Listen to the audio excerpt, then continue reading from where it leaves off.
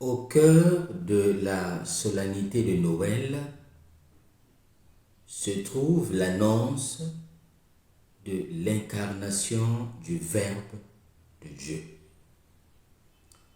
Le Verbe s'est fait chair et il est venu habiter parmi nous. Le prologue de Jean que la liturgie nous propose comme évangile du jour de Noël doit nous conduire à célébrer cette fête de manière plus pleine et plus profonde, en dépassant cette réduction folklorique et sentimentale à laquelle on se laisse facilement aller et qui, le plus souvent, ne laisse pas une grande trace dans la foi et dans la vie, y compris dans la nôtre. Noël signifie incarnation du Verbe de Dieu. Le Fils de Dieu vient nous révéler le Père et son amour qui sauve. L'incarnation indique que la voix de Dieu est la douceur. Cette douceur qui caractérise l'action et la vie de Jésus parmi les hommes. Une douceur qui est la capacité d'être plus fort que sa propre force et de mettre des limites à sa propre force, à soi-même, pour laisser de la place aux autres. Issu de l'amour de Dieu, l'incarnation est un mouvement générateur et donneur de vie qui suscite la filiation divine de ceux qui accueillent avec foi le Verbe fait chair.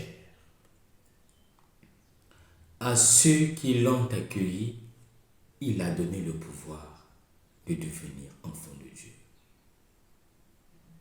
Face au Dieu qui est celui qui parle, qui manifeste son visage en Jésus-Christ, parole définitive de Dieu, et qui accompagne sa révélation du souffle qui habite la parole elle-même, l'homme se trouve dans la posture de celui qui écoute. L'origine de la vie spirituelle du chrétien réside dans cet acte fondamental et toujours renouvelé qu'est l'écoute de la parole de Dieu, c'est-à-dire de sa volonté, de son cœur. Tout comme au début de la vie humaine, la perception des battements du cœur maternel est pour le fœtus le moment bouleversant où il est arraché au silence primordial pour être livré à un silence entrecoupé de bruit et de son. Lui est le premier cordon ombilical communicatif de notre existence. Grâce à elle, nous nous séparons de la fusion indistincte avec la chair du monde et en même temps, nous restons toujours attachés à elle.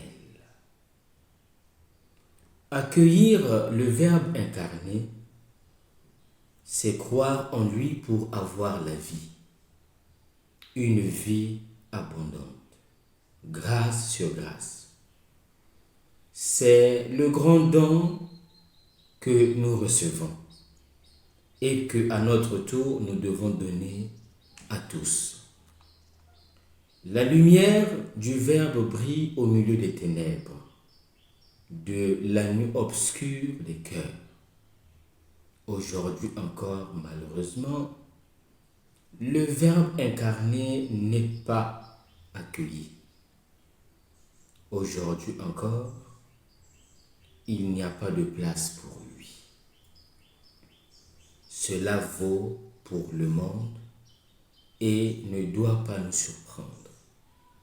Mais dans une certaine mesure, cela pourrait aussi être vrai pour nous. Ne laissons pas ce Noël et toute notre vie passer dans le scintillement des lumières artificielles. Laissons à la porte la vraie lumière, celle qui illumine chaque homme et nous montre le visage de Dieu. Joyeux Noël à tous et que Dieu vous bénisse.